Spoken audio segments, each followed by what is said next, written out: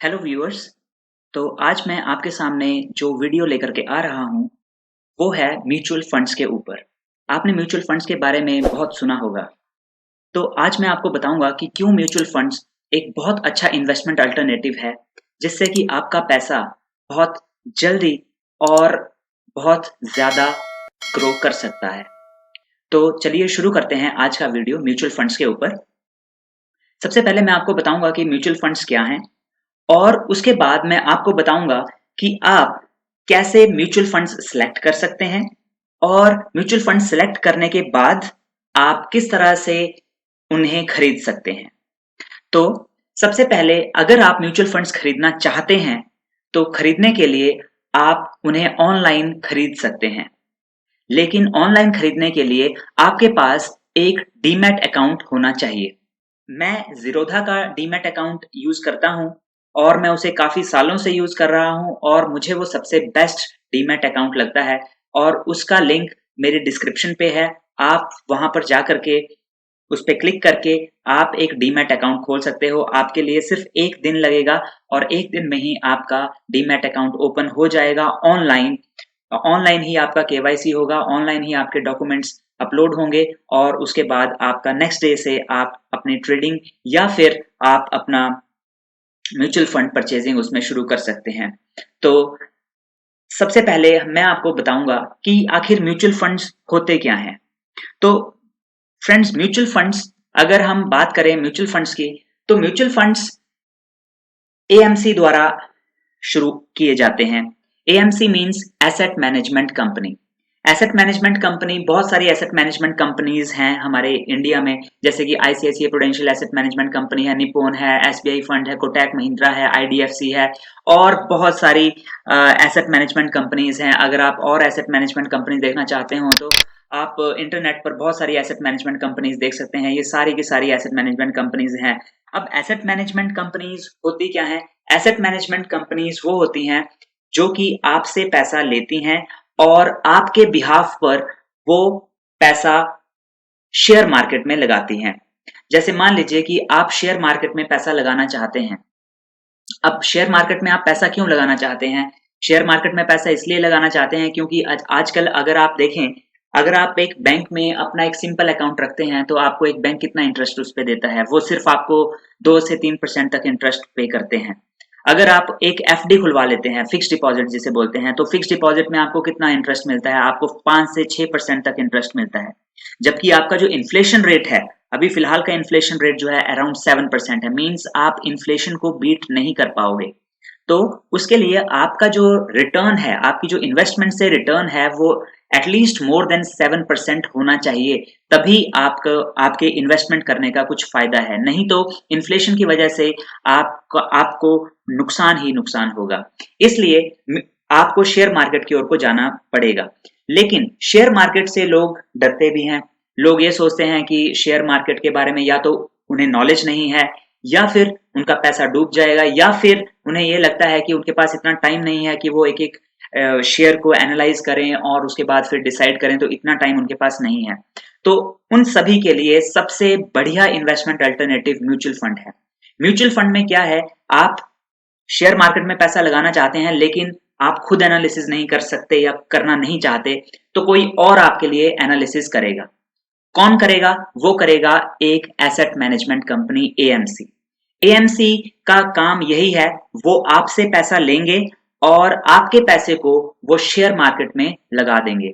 Share market में वो आपके बिहाफ पर वो पैसा लगाएंगे और बाद में वहां से जो रिटर्न आएगा उस पे वो एक छोटा सा कमीशन अपने पास रख लेंगे और बाकी आपको दे देंगे। तो आपको इसमें बहुत ज़्यादा टेंशन लेने की ज़रूरत नहीं होती, आपको बार-बार देखने की ज़रूरत नहीं होती, सारा कुछ एएमसी ही आपके लिए करेगा। अब एएमसी क्या करती है कि इसे हम म्यूचुअल फंड इसलिए बोलते हैं क्योंकि एएमसी आपसे पैसा लेंगे। जैसे मान लीजिए आपके पास 10,000 रुपए हैं, 20,000 रुपए हैं, आप उसे इन्वेस्ट करना चाहते हो। उसी तरह से बहुत सारे ऐसे लोग होंगे जो कि पैसा लगाना चाहते हैं शेयर मार्केट में, बट या तो वो जानते नहीं है, उनके पास टाइम नहीं है, तो वो क्या करेंगे, वो सभी, जैसे मान लीजिए मैं ICICI prudential asset management company को अपना पैसा देना चाहता हूँ, तो मैं उन्हें वो पैसा दे दूंगा, और उन्हें पैसा देने के बाद वो हमसे पैसा लेंगे, वो सभी हम सभी से पैसा लेंगे, सभी इन्वेस्टर्स से वो पैसा लेंगे, और जो पैसा उनके पास आएगा उस पैसे को वो शेयर मार्केट में लगा देंगे और वो बहुत सारी कंपनीज में उस पैसे को इन्वेस्ट करेंगे। मैं आपको बताऊंगा कि आप कैसे पता लगा सकते हैं कि कौन कौन सी कंपनीज में उन्होंने आपका पैसा लगाया है, आगे मैं आपको बताऊंगा। तो वो यही करते हैं, वो आप सभी से पैसा इकट्ठा कर लेंगे और उस इकट्ठा हुए पैसे को वो शेयर मार्केट में लगा देंगे, शेयर्स खरीद लेंगे और फिर वो सारी टेंशन अब उनकी है। वो अगर मान लीजिए कि कोई शेयर ऊपर नीचे हो रहा है और अगर कोई उनके जो पोर्टफोलियो है उसमें कोई चेंजेस लाने हैं तो वो सारा कुछ वही करेंगे। ठीक है, आपको अपने पैसे की बस ग्रोथ मिलेगी और आपको एक अच्छा रिटर्न उसमें मिलेगा। मैं खुद भी म्यूचुअल फंड में बहुत टाइम से इन्वेस्ट कर रहा हूं और मुझे उसमें काफी बहुत अच्छा फायदा भी हुआ है। तो आप सबसे पहले ये देखेंगे कि आप म्यूचुअल फंड सिलेक्ट करना चाहें तो कैसे कर सकते हैं, क्योंकि मैंने आपको अभी बताया कि इसमें आपको टेंशन लेने की कोई जरूरत ही नहीं है और बहुत सारी तरह के म्यूचुअल फंड है। मैं आपको सभी तरह के म्यूचुअल फंड बताऊंगा। अब बहुत सारे म्यूचुअल फंड हैं, कुछ म्यूचुअल फंड्स हैं वो आपको बहुत हाई रिटर्न्स देते हैं, कुछ म्यूचुअल फंड्स हैं वो आपको लो रिटर्न देते हैं। और शेयर मार्केट का एक रूल है कि higher the risk you will take, higher the return you will gate.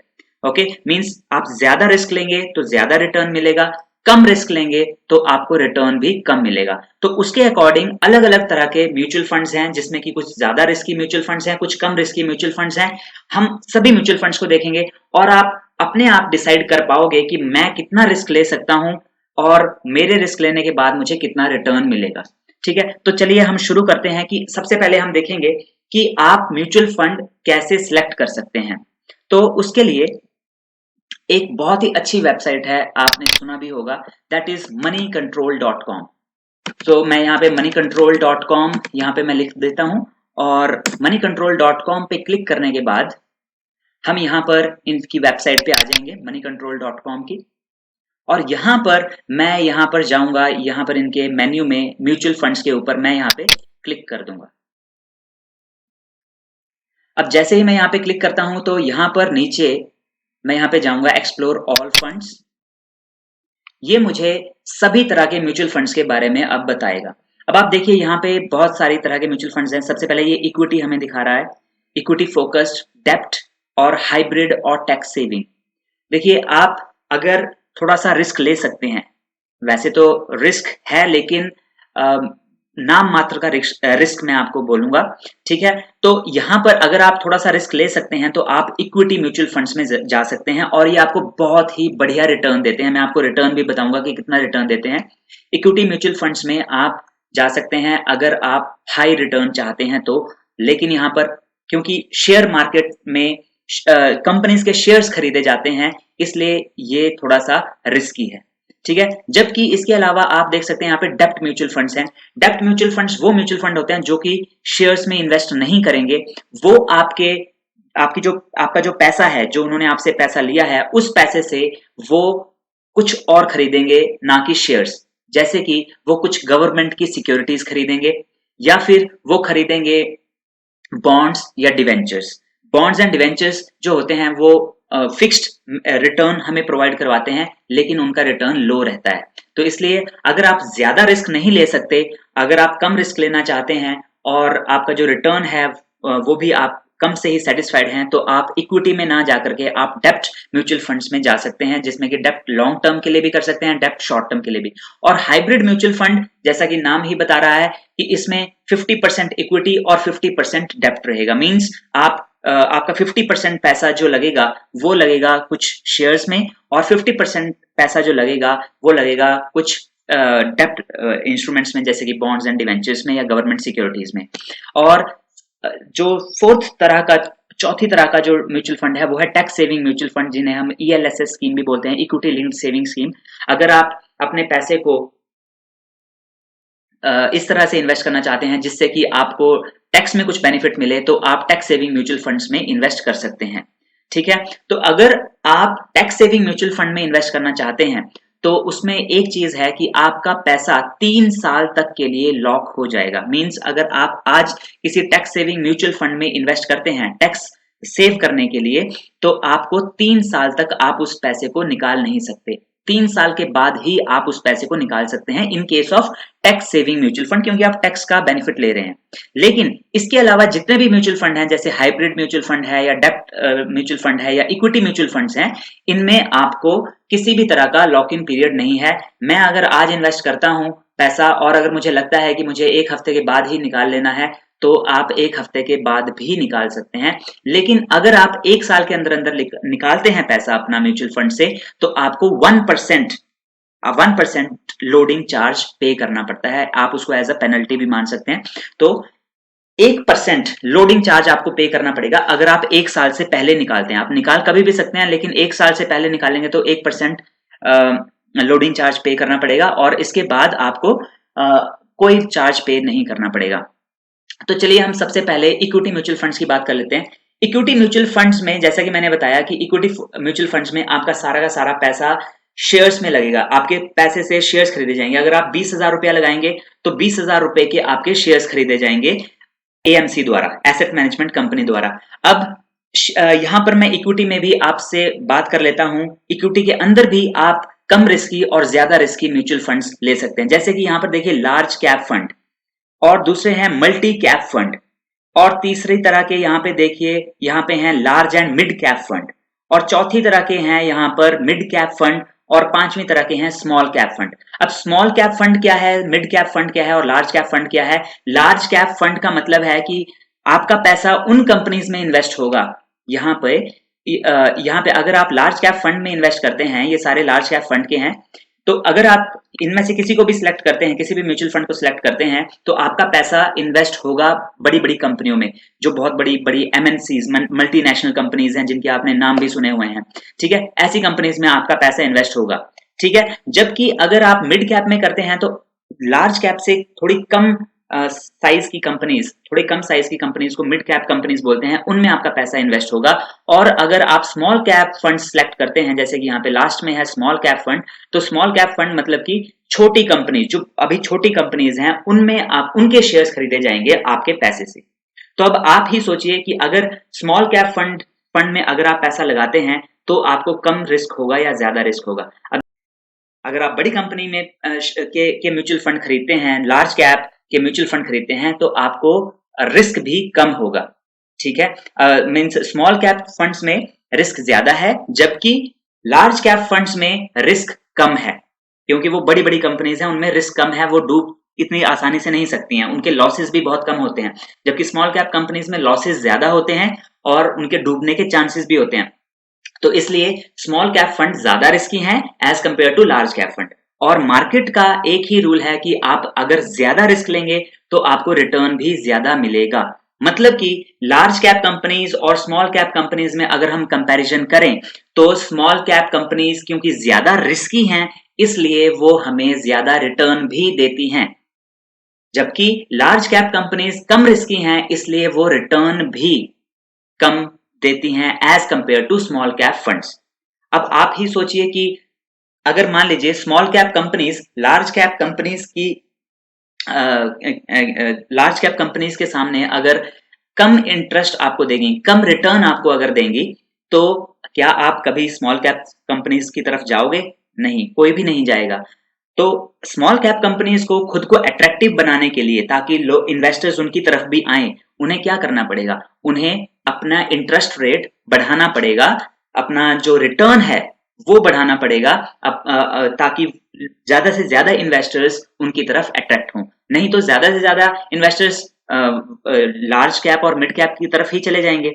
इसलिए उन्हें खुद को अट्रैक्टिव बनाने के लिए ये करना पड़ता है कि वो ज्यादा रिटर्न पे करना पड़ता है, लेकिन रिस्क भी उसमें ज्यादा होता है। और यही रूल हर कहीं अप्लाई होता है। कोई भी ज्यादा रिस्की चीज होगी उसकी तरफ कोई भी यूं ही नहीं चला जाएगा, कोई भी यूं ही तभी जाएगा अगर वो ज्यादा रिटर्न देने के लिए तैयार हो, तभी वो उनकी तरफ जाएगा। कोई भी इन्वेस्टर तभी जाएगा उनकी ओर। ठीक है, तो यहाँ पर भी वही रूल अप्लाई होता है। अब आप अगर इक्विटी में इन्वेस्ट करना चाहते हो तो अब ये आपके ऊपर है कि आप कितना रिस्क लेने के लिए तैयार हैं।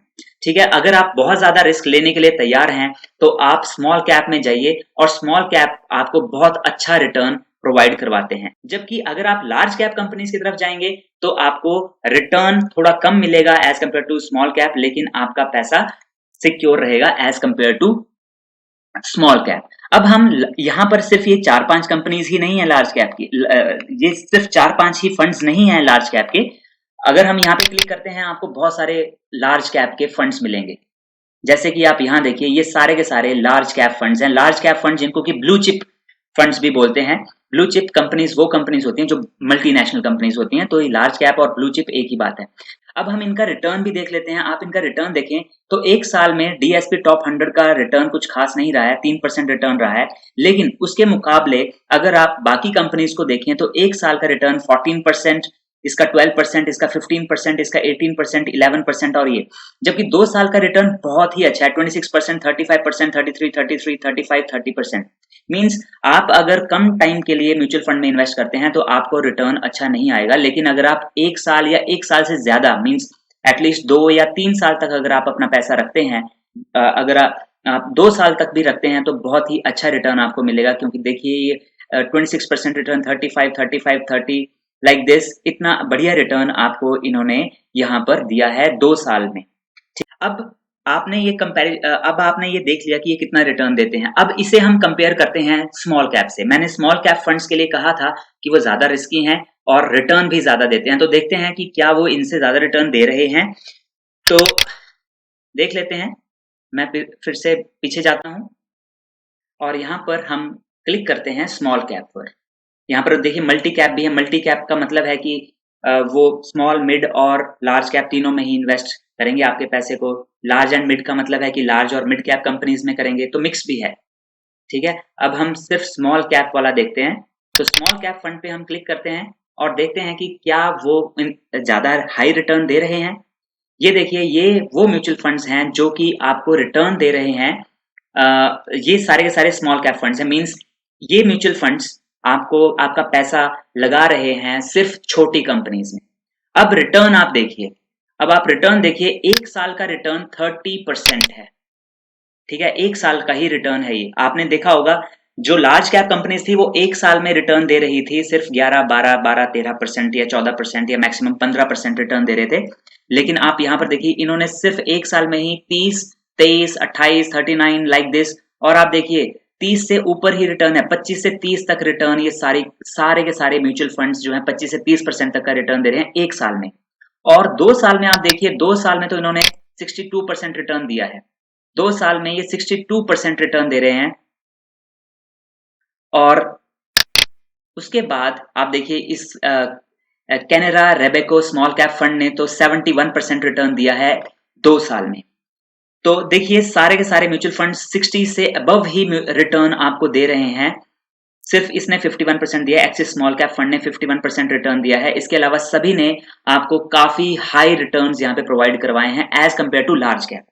अब मैंने जैसा कि आपको बताया था, क्योंकि ये स्मॉल कैप हैं, छोटी कंपनीज में आपका पैसा लगेगा, रिटर्न आपका, इसलिए ये खुद को ज्यादा अट्रैक्टिव बनाने के लिए रिटर्न हाई देंगी, लेकिन रिस्क भी उतना ही ज्यादा है इसमें। और जबकि लार्ज कैप इनसे कम रिटर्न देते हैं, मिड कैप दोनों के मिड में रिटर्न देते हैं, जैसा ये ऑब्वियस है। ठीक है, तो ये हो गया हमारा कंपैरिजन। अब आप यहाँ पर और चीज भी देखिए, यहाँ पर एक और चीज इन्होंने दे रखी है, क्राइसिल रेटिंग। क्राइसिल रेटिंग आपको पता होगा, क्राइसिल रेटिंग एक एक ऐसी कंपनी है, एक ऐसी एजेंसी है जो कि रेटिंग प्रोवाइड करती है सभी कंपनीज को। तो म्यूचुअल फंड्स के लिए भी वो रेटिंग प्रोवाइड करवाते हैं और वो 1 से 1 to 5 स्टार्स रेटिंग देते हैं। 5 is the highest star rating, 1 is the smallest. और कई कई कंपनीज आप देखोगे कई कई म्यूचुअल फंड्स को तो उनको कोई रेटिंग नहीं मिली हुई। अब 5 स्टार रेटिंग अगर किसी को मिली है तो इसका मतलब है कि उनकी मैनेजमेंट बहुत सही है, उनके जो रिटर्न्स हैं वो बहुत ही बढ़िया हैं, और उनके जो इंटरनल मैटर्स हैं जितने भी, उनमें कोई प्रॉब्लम नहीं है, सारी की सारी चीजें बहुत बढ़िया हैं। ठीक है, तो ये एक और क्राइटेरिया हमारा हो सकता है म्यूचुअल फंड को सिलेक्ट करने का, जिससे कि हम क्राइसिल रेटिंग जिसकी बहुत बढ़िया है हम उनको प्रेफर करें।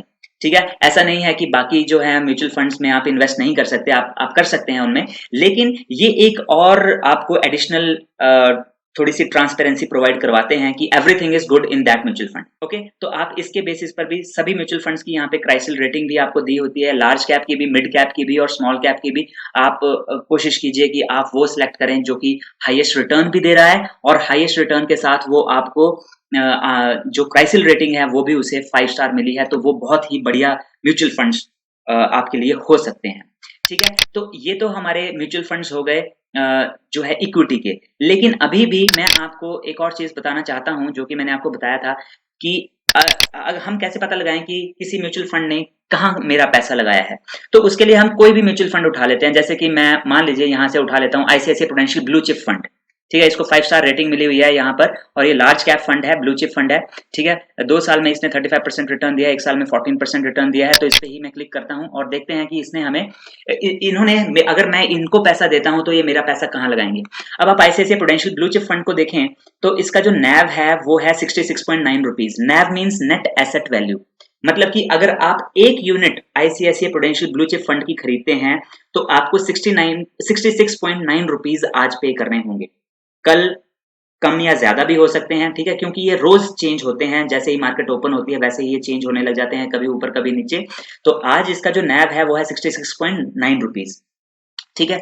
और इसका जो क्राइसिल रेटिंग है, जैसा कि 5 स्टार इसको मिले हुए हैं, ठीक है? अब हम देखते हैं, ये देखिए इसका परफॉर्मेंस भी आप देखिए।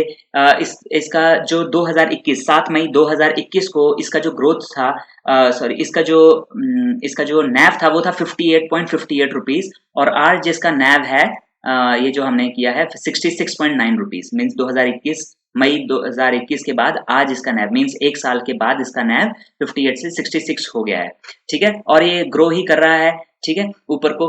और इसके बाद अब अगर हम देखें कि इन्होंने अगर मैं यहाँ पर पैसा लगाता हूँ तो ये मेरा पैसा कहाँ कहाँ इन्वेस्ट करेंगे, तो यहाँ पर देखिए इन्होंने आपका पैसा इक्विटी में लगाया है 93.91% पैसा। मतलब आप जो टोटल पैसा देंगे उसका 93.91 पैसा, अराउंड 94% पैसा आपका लगेगा इक्विटी में, और जबकि डेप्ट में आपका सिर्फ 0.31 पैसा लगेगा, और कुछ और सिक्योरिटीज में आपका पैसा लगेगा 5.93%, ठीक है? अब इक्विटी में टोटल नंबर ऑफ स्टॉक्स जिसमें इन्होंने आपका पैसा इन्वेस्ट किया है वो है 70 कंपनीज में इन्होंने आपका पैसा लगाया है। और वो 70 कंपनीज कौन सी हैं? ये सारी कंपनीज हैं, टॉप 10 कंपनीज ये हैं, जिसमें कि ICICI bank, HDFC bank, Infosys, Reliance, Bharti Airtel, HDFC, Axis bank, L and T, SBI life insurance, Maruti Suzuki, ये टॉप 10 कंपनीज हैं जिनमें उनका इतना परसेंट पैसा लगा हुआ है आउट ऑफ 100%। और अगर आप डिटेल्ड पोर्टफोलियो देखना चाहते हैं तो यहाँ पे क्लिक कीजिए। यहाँ पर जब आप क्लिक करते हैं तो यहाँ पर हम जाएंगे, यहाँ पर व्यू कंप्लीट। इन सारी कंपनीज में उन्होंने आपका पैसा लगाया, ICICI, HDFC, Infosys, housing board, and all those companies, lupin, NTPC limited, Cipla, state bank of India, Vedanta, Wipro, सभी कंपनीज, बड़ी से बड़ी कंपनीज आप देख सकते हैं, क्योंकि ये लार्ज कैप कंपनीज हैं, आपने भी इन सभी के नाम सुने हुए हैं। ये 70 कंपनीज वो कंपनीज हैं जिसमें आपका पैसा लगा हुआ होगा, और इतना परसेंट पैसा लगा है आपका, ये आप देखिए इतना परसेंट पैसा। अब आपने अगर 10,000 दिया होगा तो 10,000 का 9.17% पैसा आईसीआईसी में लगा होगा, 7.6% पैसा एचडीएफसी में लगा होगा, 7.20 पैसा इन्फोसिस में लगा होगा, और इसी तरह से आपके टोटल पैसे का इतने इतना परसेंट इतने इतने स्टॉक्स में लगा होगा, ठीक है? तो ये हो गया आपका कि आपका पैसा कहाँ कहाँ लगा होगा। और इनके कंपैरेटिवली अगर हम रिटर्न देखें, अगर हम डेब्ट म्यूचुअल फंड की रिटर्न देखते हैं तो उनकी जो रिटर्न है वो काफी कम है as compare to equity mutual funds. जैसे कि आप इन्हें देखें, डेब्ट का रिटर्न जो है, डेब्ट म्यूचुअल फंड्स वो होते हैं जिसमें कि आपका पैसा जो है वो शेयर्स में ना लगकर जो है कुछ डेब्ट सिक्योरिटीज में लगता है, जैसे कि बॉन्ड्स या डिवेंचर्स में लगता है, या गवर्नमेंट सिक्योरिटीज में लगता है। तो आप यहाँ पे देखिए, अगर आप लॉन्ग ड्यूरेशन फंड्स को देखते हैं तो हम डेब्ट म्यूचुअल फंड्स में देखें तो यहाँ पे आपका पैसा बहुत ही सिक्योर रहेगा, लेकिन आप अगर रिटर्न भी देखें तो आपको रिटर्न बहुत ही कम है। यहाँ पे देखिए, इसने तो 1 साल में बहुत नेगेटिव रिटर्न दिए हैं, 2 साल में इसने सिर्फ 1% रिटर्न दिया है, 3 साल में इसने 6% और 7% रिटर्न दिया है। मीन्स आपको बहुत लंबे टाइम तक ये पैसा रखना पड़ेगा, क्योंकि लॉन्ग टर्म का है। अगर आप यहाँ पे लो ड्यूरेशन फंड्स देखना चाहते हैं डेप्ट में, तो आप यहाँ पे क्लिक कर सकते हैं लो ड्यूरेशन फंड्स में।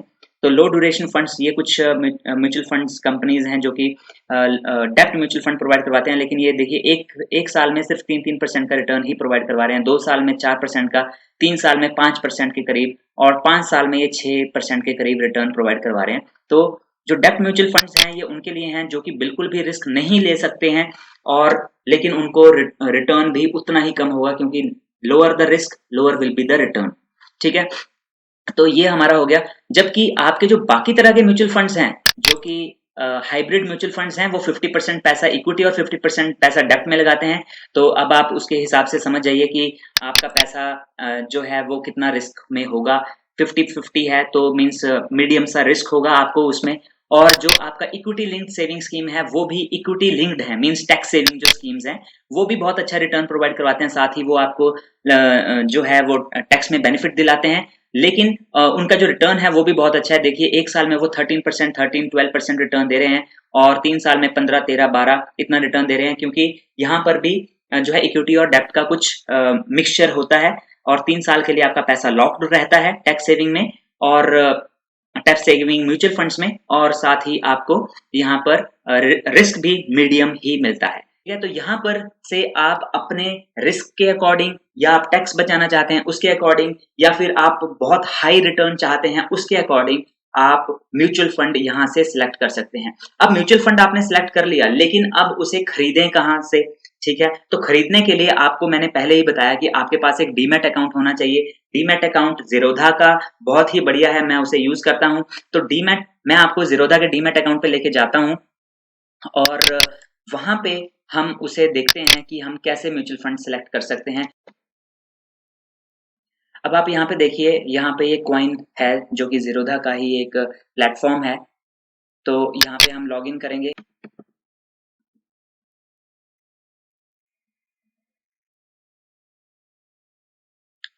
तो यहाँ पर आप देखिए कि जितने भी यहाँ ये इस प्लेटफॉर्म पर आप म्यूचुअल फंड्स खरीद सकते हैं। अब आपने मान लीजिए यहाँ से कि मनी कंट्रोल वेबसाइट है, यहाँ से आपने कोई म्यूचुअल फंड सिलेक्ट किया है। जैसे कि मान लीजिए आप इक्विटी में इन्वेस्ट करना चाहते हैं और आप लार्ज कैप में इन्वेस्ट करना चाहते हैं, तो हम कोई भी यहाँ से म्यूचुअल फंड सिलेक्ट कर लेते हैं। एक बढ़िया सा म्यूचुअल फंड हम देख लेते हैं। जैसे कि मान लीजिए मैं IDBI India top 100 equity fund ही सिलेक्ट करता हूँ, लार्ज कैप का है, ठीक है, जो कि मेरे को ये रिटर्न दे रहा है। तो IDBI इंडिया टॉप 100 इक्विटी, मैं यहाँ पे वही लिख दूंगा सर्च बॉक्स में कॉइन पे। तो यहाँ पे जैसे ही मैं लिखूंगा IDBI,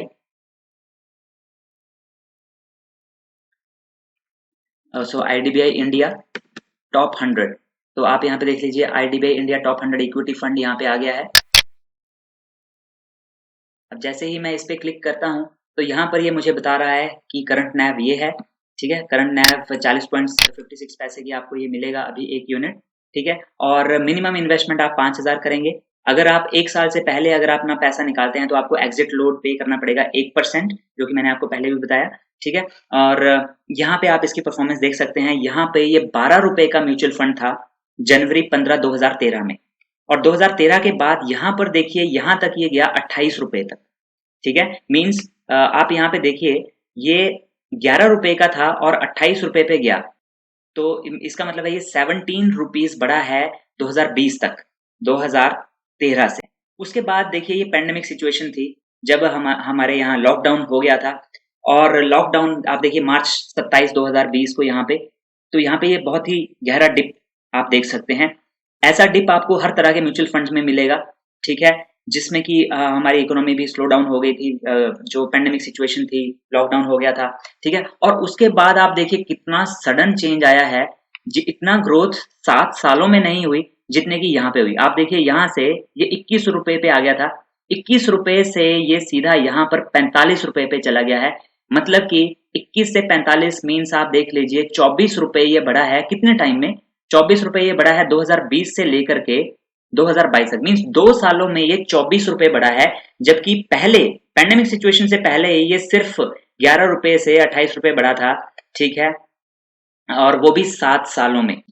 तो ये 2013 में ये म्यूचुअल फंड 12 रुपए का था, आज ये 45 रुपए का हो चुका है। अभी थोड़ा सा नीचे चल रहा है, 40 रुपए हो गया है। ये इसका रीजन भी है जो रशिया और यूक्रेन का वॉर चल रहा है, उसकी वजह से ये ऐसा हो गया है अभी, ठीक है। नहीं तो ये हो सकता था कि शायद और ऊपर होता, ठीक है। तो इस तरीके से अब आपने ये म्यूचुअल फंड देख लिया। अब आप अगर इसको खरीदना चाहते हैं तो आपके पास 2 तरीके हैं।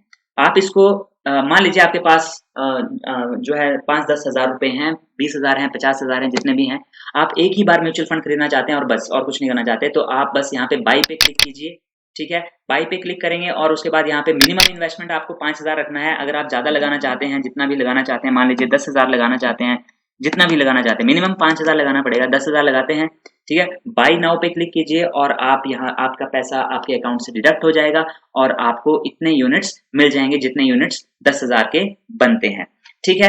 तो वो आपके अकाउंट में विद इन 2 डेज आपको विजिबल होना शुरू हो जाएंगे आपके डीमैट अकाउंट में, जो ये आपके यूनिट्स खरीदे जाएंगे 10,000 रुपए के, ठीक है। ये तो हो गया अगर आप एक ही बारी में खरीदना चाहते हैं, लेकिन कई बार कई लोग सिप के थ्रू भी खरीदना चाहते हैं। अब सिप क्या होता है? सिप होता है सिस्टमैटिक इन्वेस्टमेंट प्लान। वो इन्वेस्टमेंट का बहुत अच्छा तरीका है। इसमें क्या होता है कि आप अगर मान लीजिए आप मंथली इनकम आप अर्न कर रहे हैं कहीं से, तो मंथली आप 2-2 हज़ार रुपए, 5-5 हज़ार रुपए या कितने भी आप जो है मंथली इन्वेस्ट करना चाहते हैं, ठीक है। तो आप क्या करेंगे, यहाँ से आप एक सिप पे क्लिक करेंगे और यहाँ पर आप देखिए मिनिमम इन्वेस्टमेंट जो है इसमें 1000 रुपीज है, ठीक है। इनिशियल इन्वेस्टमेंट मीन शुरू आपको 5,000 से करना पड़ेगा, शुरू आपको 5,000 से करना पड़ेगा, लेकिन बाद में आप हर एक नेक्स्ट इन्वेस्टमेंट जो है वो 1,000 रुपए की कर सकते हैं। तो आप 5,000 से शुरू करेंगे और उसके बाद मान लीजिए अब आप अगले महीने से अगले 1 साल तक हर महीने अपने अकाउंट से 1-1 हज़ार रुपए कटवाना चाहते हैं और उससे म्यूचुअल फंड खरीद लेना चाहते हैं, ठीक है। तो आप यहाँ पे 1000 पे 1000 करोगे और आप कब ये कटवाना चाहते हो पैसा, मंथली 15 दिन में या वीकली या क्वार्टरली आप मंथली करवाना चाहते हो और कौन सी डेट को आप करवाना चाहते हो। जैसे कि मान लीजिए मैं 10th को, हर एक मंथ की 10th को मैं ये चाहता हूं कि मेरे अकाउंट से 1000 रुपीज कट जाएं और इसके mutual fund IDBI India top 100 equity fund के म्यूचुअल फंड मुझे दे दिए जाएं, ठीक है। तो आपको बार बार फिर ये कुछ करने की जरूरत नहीं पड़ेगी। जैसे ही 10 तारीख होगी अगले महीने की और उससे अगले महीने की भी, हर महीने की 10 तारीख को 1 साल तक आपके पैसे 1,000 रुपया आपके अकाउंट से डिडक्ट होता रहेगा और उसके जो है म्यूचुअल फंड वो खरीदते रहेंगे। इससे क्या होता है कि आप एक सिस्टमैटिक वे में आप इन्वेस्टमेंट भी करते हो और साथ में कई बार उतार चढ़ाव होते रहते हैं। जैसे आप देखिए यहाँ पर कितने उतार चढ़ाव होते रहते हैं म्यूचुअल फंड्स में। तो इसमें आपको ये बेनिफिट होता है, जैसे कि अगर कई बार आप यहाँ पे खरीदा है आपने, पहले पिछले महीने आपने यहाँ पर खरीदा था म्यूचुअल फंड 45.16 रुपए का, अगले महीने मान लीजिए कि उसकी वैल्यू 43 हो गई, तो अब आपको 43 रुपीज के मिलेंगे और 1,000 रुपए के जो म्यूचुअल फंड मिलेंगे और आपका जो एवरेज है वो 45 से 44 पॉइंट समथिंग आ जाएगा। उसके अगले महीने मान लीजिए कि उसका प्राइस और कम हो गया, 40 रुपए हो गया, तो आपको 40 रुपए पे म्यूचुअल फंड मिलेंगे, ठीक है। और फिर इसका मतलब है कि आपका एवरेज और कम हो गया, ठीक है। और उसके बाद फिर जब आप हो सकता है अगले महीने और बढ़ जाएं तो आपको उस पॉइंट पे मिलेंगे, उससे उसके महीने। तो इसका मतलब है आपको एक एवरेज रेट के ऊपर जो है वो म्यूचुअल फंड मिलते हैं और वो आपके लिए काफी बेनिफिशियल होते हैं जब आप इन्वेस्टमेंट इस तरह से करते हैं। तो एक तो आपके सिस्टमैटिक वे में इन्वेस्टमेंट होती रहती है, आपको कुछ पैसा सेव होता रहता है, उससे आप म्यूचुअल फंड खरीदते रहते हैं और साथ ही आपका जो है एक एवरेज रेट जो बनता है वो मार्केट रेट से थोड़ा सा कम हो जाता है, जिससे कि आपको और भी ज्यादा बेनिफिट मिलता है। तो इस तरीके से आप म्यूचुअल फंड खरीद सकते हैं। ये मैंने आपको इक्विटी म्यूचुअल फंड बताया। इसी तरीके से आप डेब्ट म्यूचुअल फंड भी खरीद सकते हो। आपको कोई भी म्यूचुअल फंड सिलेक्ट करना है, यहाँ पर लिखना है और उसका यहाँ पर सारा डिटेल आ जाएगी। आपके पास ऑप्शन होंगे बाई के या फिर आप सिप करना चाहते हैं और ऑटोमेटिकली आपका पैसा डिडक्ट हो जाएगा और आपका ये आईडीबीआई का जो इंडिया टॉप 100 इक्विटी फंड है वो आपके डीमैट अकाउंट में आ जाएगा। और जब भी आप इसको सेल करना चाहते हैं तो ये रिडीम भी हो जाता है। जब आपने खरीदा होता है तो उसके बाद आपको यहाँ पर ही ऑप्शन बटन आता है रिडीम का। अभी ये खरीदा नहीं है, जब आप खरीदेंगे तो यहाँ पे रिडीम का ऑप्शन आएगा, रिडीम पे क्लिक करेंगे तो आप जितने के म्यूचुअल फंड पूरे ही बेच देना चाहते हैं या थोड़े से बेचना चाहते हैं, उनमें से सारे नहीं बेचना चाहते, मान लीजिए आपको पैसे की जरूरत है, आप उनको बेचना चाहते हैं तो आप उनको बेच दीजिए और आपके अकाउंट में वापस पैसा आ जाएगा जितना वो ग्रोथ हुआ है, ठीक है। यहाँ पर भी इन्होंने सारा का सारा बता रखा है कि ये कहाँ कहाँ पर इन्होंने पैसा इन्वेस्ट करा है, कौन कौन सी कंपनीज में पैसा लगा है, ठीक है। सारी कंपनीज आप देख सकते हैं यहाँ पे, ठीक है। तो इस तरीके से आप म्यूचुअल फंड में इन्वेस्ट कर सकते हो अपने डीमैट अकाउंट के थ्रू, जो कि आप देख सकते हैं बहुत ही इजी वे है इन्वेस्टमेंट करने का। तो ये था आज के लिए म्यूचुअल फंड्स के बारे में। अगर आपको म्यूचुअल फंड्स के बारे में कुछ भी पूछना हो तो आप मुझे प्लीज कमेंट बॉक्स में जरूर लिखिए। मैं पूरी कोशिश करूंगा कि आपको मैं पूरे आंसर दे सकूं। और अगर आपको कुछ और भी वीडियोस म्यूचुअल फंड से रिलेटेड चाहिए हों किसी पर्टिकुलर टॉपिक पर, तो आप मुझे कमेंट बॉक्स में जरूर लिखिए, मैं उनकी वीडियोस भी आपके सामने जरूर लाऊंगा। तो आई होप कि आपको आज की मेरी जो इन्फॉर्मेशन है वो सही लगी होगी। प्लीज मेरे चैनल को सब्सक्राइब कीजिए और बेल आइकन दबा दीजिए ताकि आपको हर एक नोटिफिकेशन टाइम पे मिल सके। और मैं अपने चैनल पर इंट्राडे के स्टॉक्स भी लेकर के आता हूँ, स्विंग ट्रेडिंग के स्टॉक्स भी आपको लेके आता हूँ डेली, तो आप प्लीज उन्हें भी देखिए और अपना प्यार दीजिए इस वीडियो को। So have a nice day. Goodbye. Thank you for watching.